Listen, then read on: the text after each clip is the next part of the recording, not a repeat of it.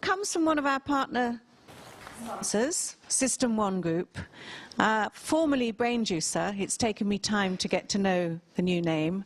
And I think one of the most interesting research and strategy consultancies of the last decade, who have really driven that message about the power of emotion and done more to help us understand how to make it work than any other organization that we've worked with. I'm delighted that we have new thinking to share with you this morning, so yet another batch of new thinking, this time from Orlando Wood of System One.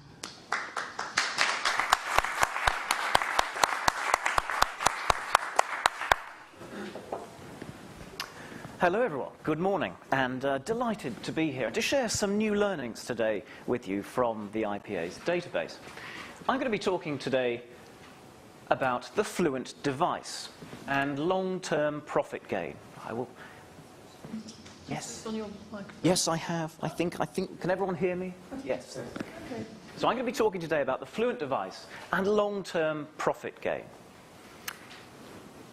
And I'm going to start by showing you a few ads.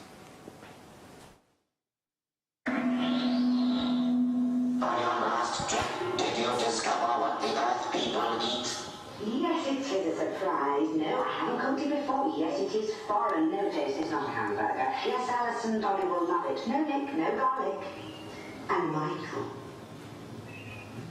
Remember Preston? I think I've been... What we take food? Hello. Hi, man. This is Crester's new flavor, black currant. I wonder what's it.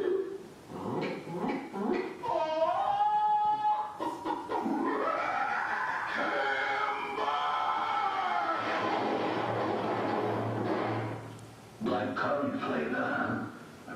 That's okay, Crester. 95 fruity flavors. It's frothy, man. We're wasting time here, Bob. This man has a serious case of snake bite, and there's only one thing that's going to save him. I'm going to have to locate the wound and suck out the poison. Yes, actually, I think I should better phone back. He can't go off. I'm not sure I got that. You know, my lips were a little...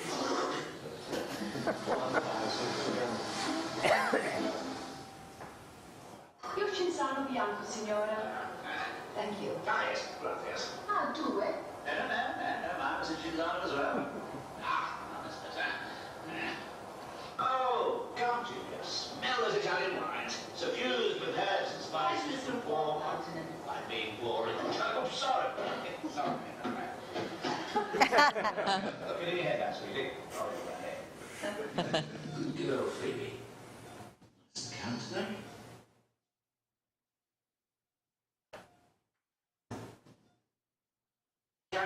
Karen, I've got a cat with no pulse here. I need adrenaline and an IV line as quick as you can, please.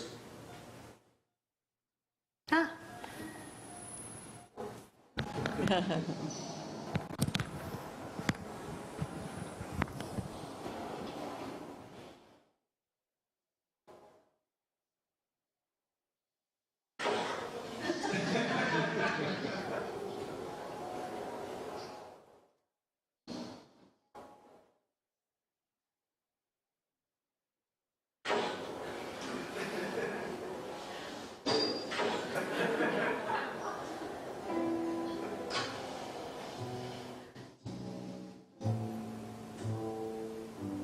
Happiness is a cigar called Hamlet. A mild cigar. Long-term campaigns, and as it turns out, a particularly effective type of long-term campaign. Why am I interested in long-term campaigns? Well, because a number of things that are happening in the industry today. We've seen from Les and Peter that campaign effectiveness is deteriorating. We've seen that short-termism is on the rise, and the industry is grappling with a proliferation of new media channels and their effectiveness. And so it's never been more important or more urgent to ask ourselves the question, how do we create profitable long-term campaigns? My role at System 1 is to take the latest thinking from the behavioral sciences and to translate that into new ways of making profitable marketing. And what we've learned from the behavioral sciences over the last 10, 20 years is that we think much less than we think we think. So we love to believe we're analytical, deliberative creatures, but actually many of the decisions we make on a day-to-day basis are made quickly and instinctively and guided by experience. That's what we call System 1 thinking, fast and frugal thinking. And there are three features of System 1 that it's really important for advertisers to understand and to know about. The first of these is that we learn gradually over time through experience to help us make decisions very quickly in the moment. So we learn gradually over time to help us make decisions quickly in the moment. The second of these is that we're hugely guided by emotion.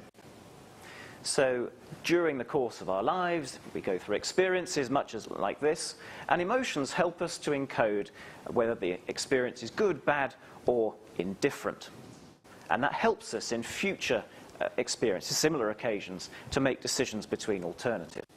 So emotions help memory, but they also help us to decide between options, guiding and simplifying our choices. The third feature of System 1 that it's really important for advertisers to know about is that we are pattern recognition machines. System 1 is a pattern recognition machine. It scans the environment all the time for regularities, things that we see, have seen before. And there are really good evolutionary reasons for this, for knowing the familiar and trusting the familiar. So what this means really for advertisers is that they need to create three things. They need to create fame, so salience amongst the broadest population possible. Heard a lot about reach and creating reach and penetration.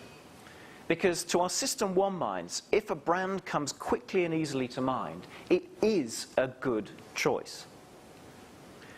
Also, advertisers need to create feeling, because if I feel good about a brand, again, to our System 1 autopilots, it is a good choice.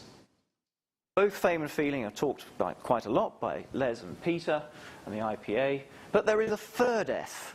There is a third F that we need to look at and consider, and that's fluency, processing fluency. Our pattern recognition machine to recognize a brand quickly, because if I recognize a brand quickly, if it's distinctive enough, it's a good choice. And psychology shows us that if we recognize things quickly, if they have very good processing fluency, we're likely to pay more for them. So, I'd like to have a little game with you, if that's all right. A bit of our audience participation, so please indulge me on this. I hope you're all in full voice. I'd like to shout out the brand that I'm going to flash up. Okay, are you ready for this? We're going to do 4 of these. Ready? Yep. Ferrari, brilliant. KFC, yes. Starbucks, very good, very good. Oreo, well done. Gosh, that's a relief. So you all got that. Your System 1 is fully operational this morning, and I bet you did that. You knew those brands, because they're disguised here, of course, by looking at the colours, the shapes, the patterns that you see in front of you here. Make it very easy for you, very quickly, to know what brands we're talking about. I'm going to try another one of these, hostage to fortune. This time, I'm going to flash up some advertising properties. Now, some of you are hoping for some long memories in the room. Others. So, are you ready for this? We'll do this again. Ready? Go.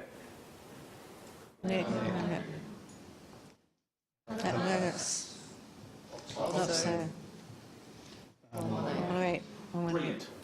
Thank goodness for that. You all got it. So, 4 advertising properties. Advertising properties and what I would call a fluent device. Devices that help us with our processing fluency. Here are 4 other fluent device campaigns, all by all creative work of John Webster. Perhaps the Shakespeare or the godfather of the fluent device. The Smash Martians, the Hofmeister Bear, the Cresta Bear, and the Honey Monster. And it's interesting watching your faces looking at these, because they're instantly mesmerizing. Front and center, these characters. And driving the creative as well. So one more of these, sorry, this is the last one. I'd like now to flash up some slogans, and this time, as we show them, you'll hopefully, so you've got the idea by now. What I'd like you to do is to shout out the brand again. Are you ready for this? Let's go. Snickers, yeah. Specsavers. Stella. Lincoln. Yes. Thinking ahead there, Peter. So, again, a slogan, but not more than just a slogan. This is a device that actually, it's all about creating the drama. It serves the drama. It creates a scenario, a familiar scenario, that when you've seen it once, twice, actually the same scenario is repeated again and again, and creates a fluency that goes with it. So my hypothesis 6 months or so ago, chatting to various people in this room, was that long-term campaigns with a fluent device would be more likely to generate profit gain. So what we've done is a review of long-term campaigns, only long-term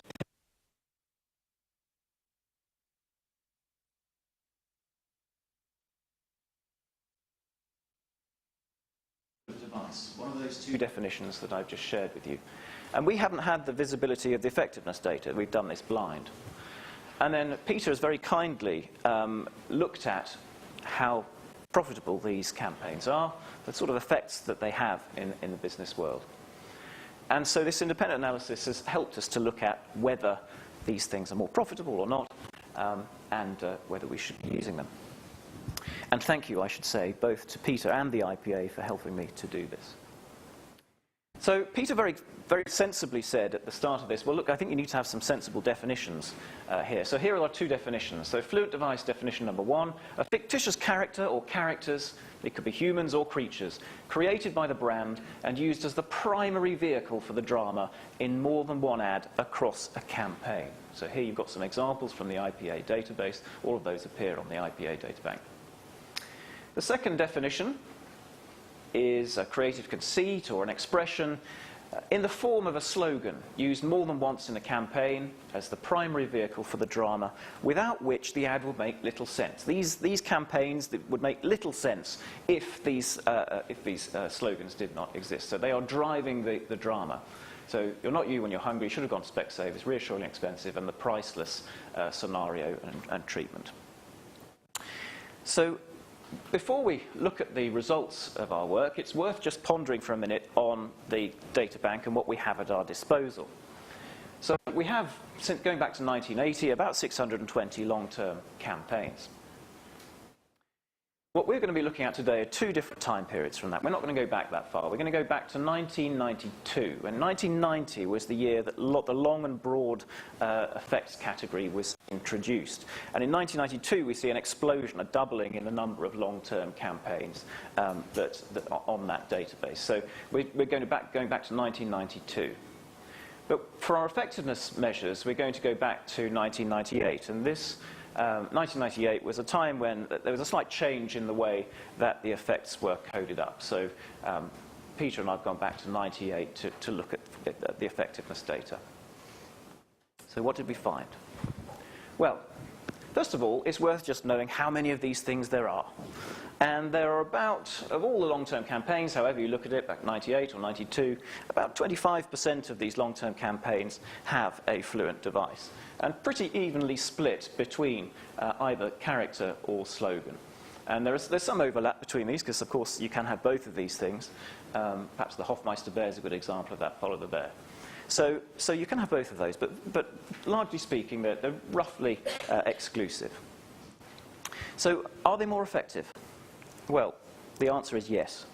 So what we're going to be looking at here is all long-term campaigns. This is the average of all long-term campaigns, 335 campaigns overall. And this is the proportion achieving very large effects on each of market share gain and profit gain. So I'm looking here principally at the long-term effects. So we're going to be comparing with that average our fluent devices. And the fluent devices are 23% or more likely to achieve market share gain and also profit gain.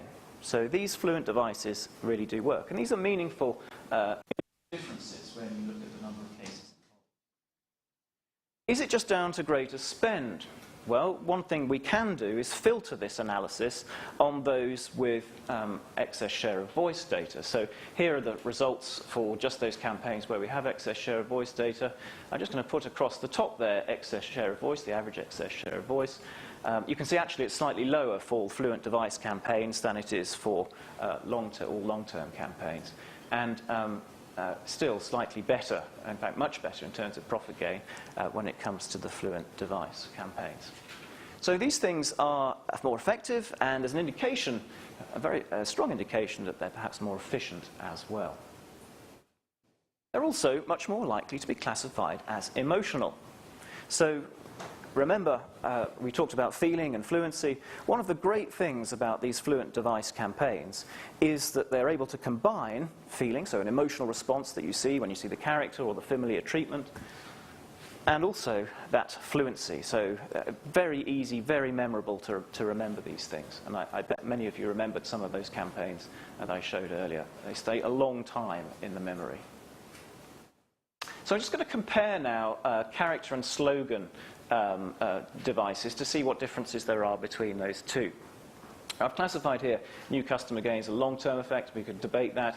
But we're just going to show the differences between them. And you can see that the character Fluent Devices are more likely to generate new customer gain, much more likely, in fact, more likely to generate market share gain, and interestingly, also more likely to result in a reduction in price sensitivity. So fluency, one of the great things about fluency and things that are tangible and easy to visualize and to see is that things that we can process easily and that are familiar will reduce price sensitivity. There's a great experiment that was conducted by psychologists where they gave people a dollar bill. And they gave another set of people a slightly doctored dollar bill, so it was slightly unfamiliar. And they asked them how many staples or paper clips, various household items, they could buy with that genuine dollar bill and the dollar bill that was slightly doctored.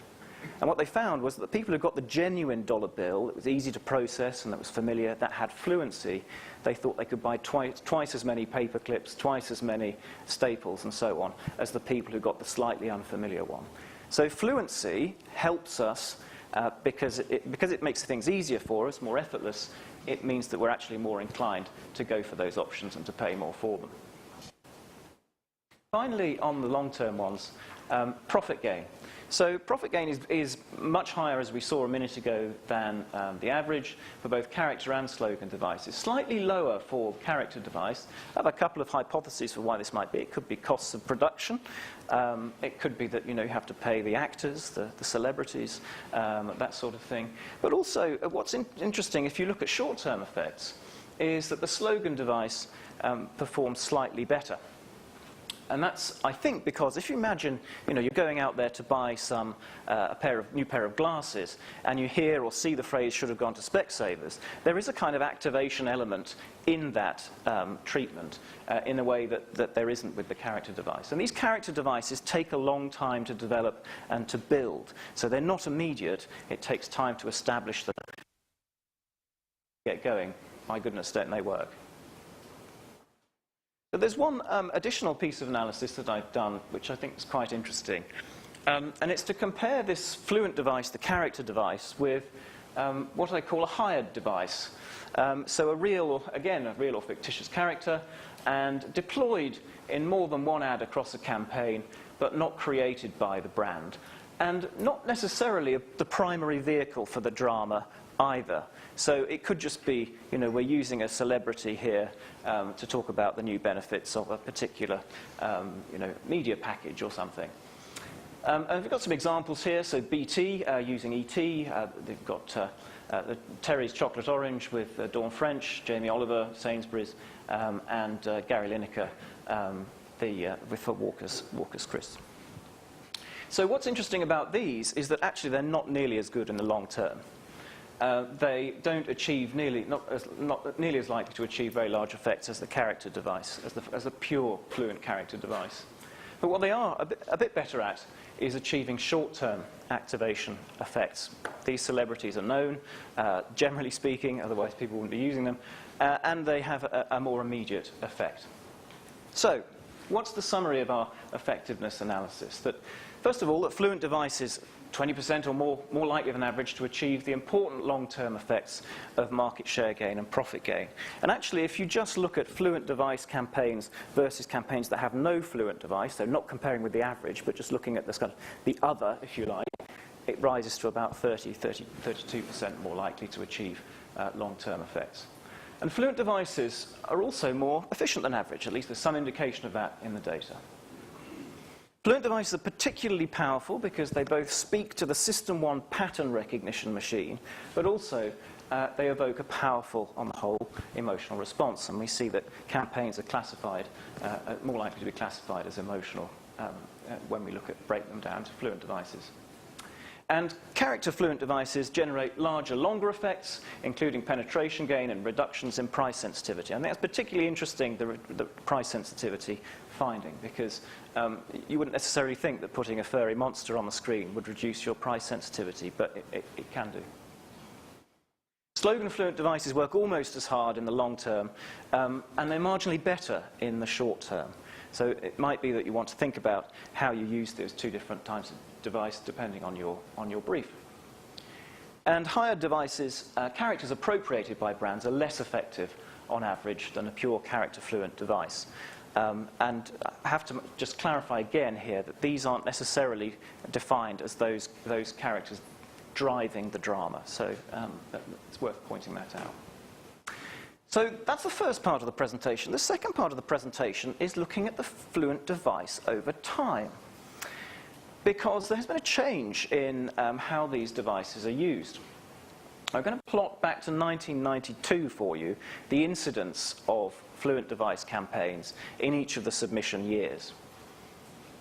And you'll see that they're disappearing. So in 1992, 41% of submissions included one of these, 12% in 2016. And there is a downward trend, the demise of the Fluent device. They're an endangered species. What I'm going to do is just overlay on the top of this chart some still visuals of a number of these of the character devices, just so you get a feeling of what sort of campaigns we're talking about. So back in 92, we had the Andrex Puppy, we had Papa Nicole, Renault Clio, we had the Oxo family, we had Caramel Bunny in 94, we've got Cocoa Pops Monkey, we've got Philadelphia, we've got the Gold Blend Couple, we have the Ribena Berries. I don't know if anyone remembers any of these, hopefully some long memories in the audience. We have Famous Grouse, again we have Papa Nicole, and again we have the Oxo family. It's funny how you see a lot of repetition because presumably they continue to be effective, and they're being submitted again and again. Felix the cat, the Lurpak Buttermen, we've got Brunella Scales in Tesco adverts, the Budweiser Frog, Howard, Halifax, 118. Gradually they're starting to tail off. It's getting more and more difficult to find these sorts of campaigns in the database. Felix again, Howard again, keep cropping up. Jane and Adam, the BT couple, the Bounty Housewives, and then Brad and Dan, the Fosters lads. But they've almost disappeared. There aren't many left. And what's another interesting observation is that they're largely FMCG, not entirely FMCG, as I'll show you in a second. But many of these devices were used by FMCG. But as you can see with Howard and 118 and various others, they're not exclusively used by FMCG. So one of the interesting things I thought we should do is perhaps lay on top of this demise the interesting question: percentage of UK consumers who agree with the statement, "I enjoy TV ads as much as the programmes." And thank you to Paul for suggesting I do this, because something very interesting emerges. That the demise of the long term of this Fluent device I'm a pattern recognition machine, we all are. I think we can all see what's happening. But there is a reduction in a concomitant and concurrent reduction in this measure. And I think this has really important implications for the industry. If these two things really are linked, and obviously I don't know that they are, it's perhaps just a coincidence, but if these two things really are linked, then it has huge implications for recruitment to the industry, because this implies that there is a falling liking for the industry, falling trust for the industry. And if we could create these fluent devices that people really love and enjoy, then perhaps we could address some of those issues, the wider issues that the industry faces. So why the demise of the fluent device? Well, I have a number of hypotheses, and they are just hypotheses, and I think there are many more as well that I'm not raising here. And I'd like to discuss them, actually, if we've got time afterwards. I'd love your thoughts on it.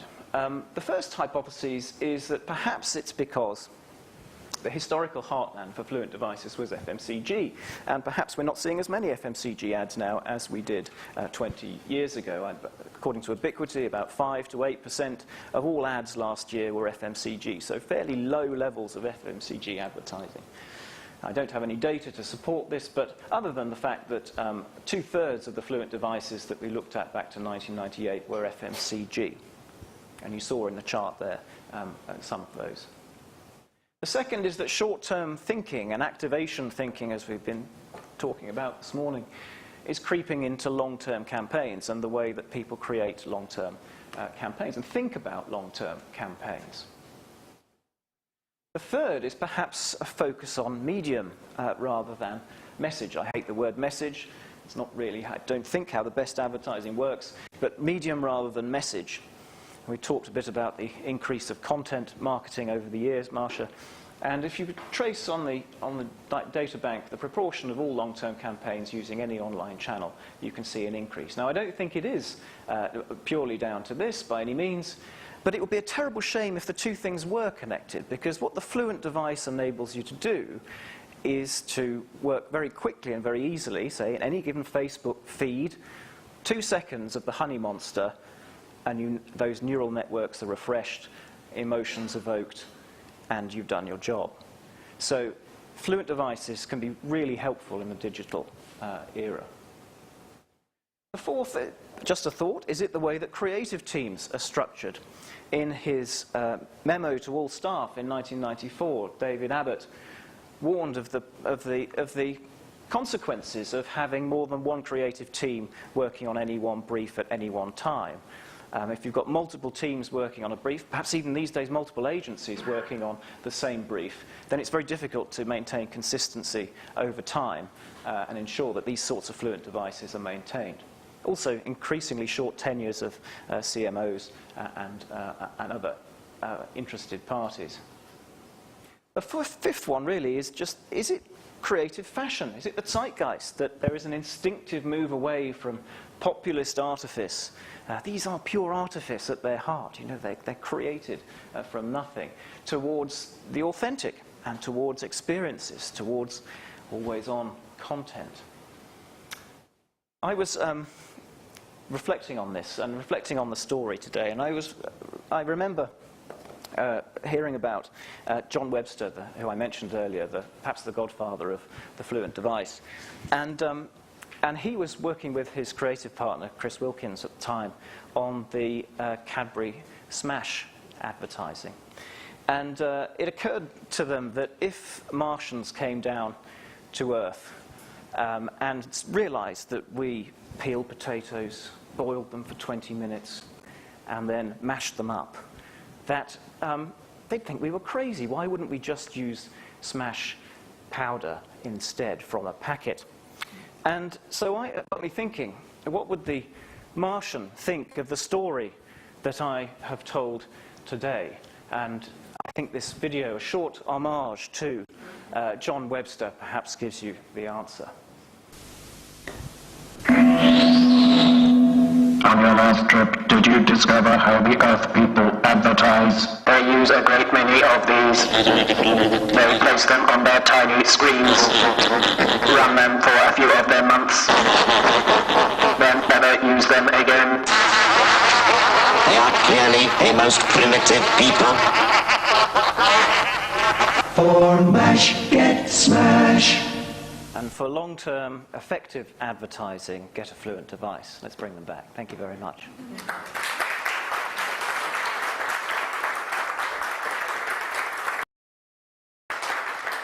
Thank you, Orlando. And I know that we've talked about this, particularly in the context of how do you make multi-platform work together. Yes, absolutely. And the role of the Fluent device as a trigger. Yes, well, I think one of the things we've done actually with one of our clients is to look at how this might work in banner advertising. So showing banners for 2, 4, 6 seconds with and without a Fluent device, you get much greater emotional response and brand recognition at the shorter time limits, as well as the longer time limits, when you have a Fluent device present. So Fluent devices can work, across all channels. And as I said when I was presenting, if you've got a Facebook feed and you've got a limited amount of real estate and time to talk to your customers, you've only got 2 seconds. Then if you've got a Fluent device in that window as people scroll through, then it re-evokes those emotions, and the pattern recognition machine switches on. So absolutely relevant today, just as they ever were. And I think you wanted to invite people to. I did. Well, I just thought. Conversation. I mean, I wondered what everyone thought. I mean, those are some of my hypotheses. Perhaps another one might be the rise of System 2 pre-testing that has destroyed them. But I don't know. What do you have any thoughts, any reactions, really? Any questions? I wondered if it was actually just because the IPA not picking up or tablet devices. We've seen by comparison websites. Yes. Yes, GeoCompario, Meerkats, of course. Yes, and they're so effective that they don't want to submit to the IPA awards, perhaps, to reveal how effective they are. But they aren't on the database. So it's possible, but I don't think so. I mean, I just get a sense that this is a sort of reflection of what's happening in the wider world, certainly in the UK, and that this demise is something real. I mean, apart from those two, it's very difficult to think of many examples of them at all. Now, it's a good example, almost a Fluent device yesterday with the Very case study, which I thought was great. This box that can be used, and it kind of is the vehicle for the drama in the work that was presented, and that helped. That very helpful, clearly very helpful in their growth.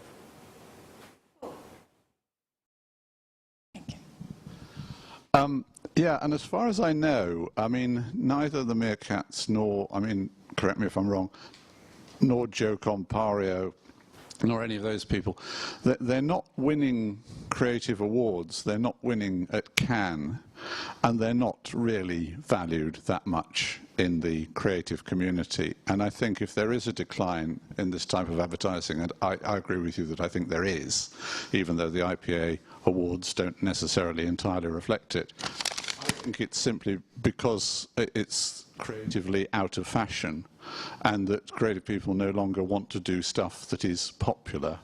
I mean, it's lovely that you've shown so much of John's stuff. I mean, John did what he did because he liked the idea that people in the pub and the playground would enjoy what he was doing, so that worked. And I kind of got the feeling that maybe I ought to get out of advertising agency world when a creative director at the agency I was at said one day, well, that John Webster stuff, it was all very well in its time, but it's all a bit too populist today. And, I think that the creative establishment has now got into producing stuff that is in some strange bubble that largely doesn't actually, and it's certainly rewarding stuff that doesn't relate to what is actually popular. I mean, in the end of my book, as you know, I said maybe advertising, it's a bit of art, it's a bit of science, but maybe more than both those things, it's actually show business. I more and more think that's true. I think that enjoyment is the common factor that is essential, or very important anyway, to both to fame and fluency and feeling. And that it's when you just look at advertising that works, almost universally, it's borrowing the language and the tropes of entertainment with which it has grown up throughout 100 years. the Fluent device doesn't start in 92. You know, it goes back way beyond that. It goes back to the 1920s. It maybe goes back even to the last century. And there's lots more that one could say about that. So I think you're onto something really important. And it's just a shame that it needs to be sort of spelled out in such a sort of, you know, such a leaden way, if you like, because people just need to look. And I knew you'd take that in the spirit in which I meant it. But, you know, it is like kind of it's explaining the punchline of a joke, but, you know, we seem to be at the stage where we have to do that. Thank you anyway. I appreciate it. Thank you. I think we must stop for coffee. I'm sure you're gasping. Please add your questions and thoughts in the coffee break to Orlando. Thank you very much.